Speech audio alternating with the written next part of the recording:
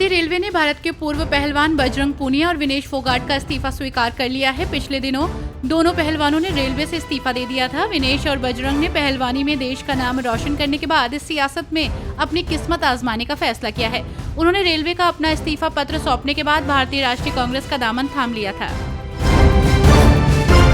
सुल्तानपुर में डकैती के आरोपी मंगेश यादव के एनकाउंटर का मामला गरमाया हुआ है। सपा मुखिया अखिलेश यादव के अलावा राहुल गांधी ने इस एनकाउंटर को फर्जी बताते हुए योगी सरकार पर निशाना साधा। तो वहीं सीएम योगी ने एनकाउंटर पर राजनीति करने का आरोप लगाते हुए अखिलेश पर तीखी प्रतिक्रिया दी। इसके बाद अखिलेश यादव ने फिर से एक्स पर पोस्ट करते हुए सीएम योगी पर हमला बोला और उन्होंने कहा कि जिनकी अपने दल में कोई सुनवाई नहीं, उनकी बातें कौन सुने, वैसे भी जाने वालों की बात का क्या बुरा मानना। हरियाणा विधानसभा चुनाव के लिए आम आदमी पार्टी और कांग्रेस के गठबंधन को लेकर बड़ी खबर सामने आ रही है, जहां आप नेता और राज्यसभा सांसद संजय सिंह का बड़ा बयान सामने आया है।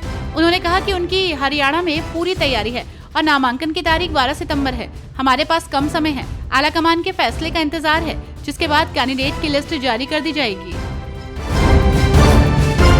कोलकाता के आरजीकर मेडिकल कॉलेज में ट्रेनी डॉक्टर से रेप और हत्या को लेकर लोगों में रोष है।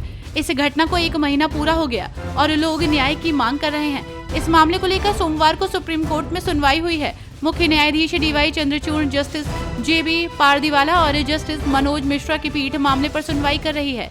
इस बीच पश्चिम बंगाल सरकार ने घटनास्थल पर बड़ी तादाद में लोगों के पहुंचने को लेकर अपनी स्टेटस रिपोर्ट कोर्ट में पेश की है। तो वहीं सीबीआई ने भी अपनी स्थिति रिपोर्ट दाखिल कर दी है। मध्य प्रदेश बीजेपी प्रदेश अध्यक्ष वीडी शर्मा के संबंध में आपत्तिजनक शब्द इस्तेमाल कर कांग्रेस नेता दिग्विजय सिंह मुश्किल में पड़ गए हैं। भोपाल में बीजेपी ने दिग्विजय के खिलाफ केस दर्ज करने की मांग की है। भोपाल बीजेपी अध्यक्ष सुमित पचौरी के नेतृत्व में एक प्रतिनिधि मंडल ने पुलिस अधिकारियों से मुलाकात की और दिग्विजय के खिलाफ नपुंसक शब्द के इस्तेमाल के लिए एफआईआर दर्ज करने की मांग की है। चीन में एक बार फिर नए वायरस के मिलने से डर फैल गया है। मीडिया रिपोर्ट्स की माने तो चीन में ये नया वायरस है, जिसे वेटलैंड वायरस यानी कि WELV का नाम दिया गया है, की खोज की गई है, जो कि टिक के काटने से इंसानों में फैल सकता है, लेकिन अन्य वायरस की तुलना में ज्यादा खतरनाक बताया जा रहा है, क्योंकि ये सीधे दिमाग पर जाकर हमला करता है, जिससे कि मरीज कोमा में चला जाता है। कांग्रेस सांसद राहुल गांधी ने अपने अमेरिकी दौरे के दौरान कई मुद्दों पर बातचीत की। इस बीच में उन्होंने चीन का भी जिक्र किया। उन्होंने कहा कि भारत को प्रोडक्शन के लिए अपने नजरिए पर दोबारा सोचने की जरूरत है। वहीं अब उनके बयान पर बीजेपी नेता गिरिराज सिंह जमकर बरसे। उन्होंने कहा कि ऐसे लोगों पर देशद्रोह का मुकदमा चलना चाहिए।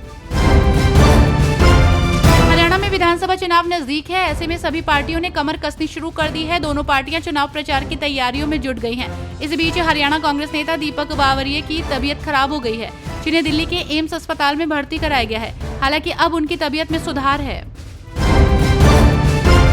असम के मुख्यमंत्री हिमंत बिस्वा शर्मा इन दिनों सुर्खियों में बने हुए हैं। वो एक के बाद एक नए फैसले ले रहे हैं। इस बीच उन्होंने कहा कि एक पुराने मंदिर के पास अगर अचानक कोई मस्जिद बना दी जाए या ऐतिहासिक ईदगाह के पास पूजा शुरू हो जाए तो ये समाज के संतुलन के लिए ठीक नहीं है। उन्होंने कहा कि अधिकारियों को इन संवेदनशील मुद्दों पर विचार करना चाहिए। कर्नाटक के deputy CM DK Shiv Kumar ने अमेरिका की यात्रा को लेकर रविवार को स्थिति स्पष्ट कर दी है। उन्होंने कहा कि वो अमेरिका में वहां के किसी नेता से मिलने के लिए नहीं, बल्कि परिवार के साथ निजी यात्रा पर जा रहे हैं। उन्होंने अपनी यात्रा को लेकर पार्टी अध्यक्ष को भी अवगत करा दिया है।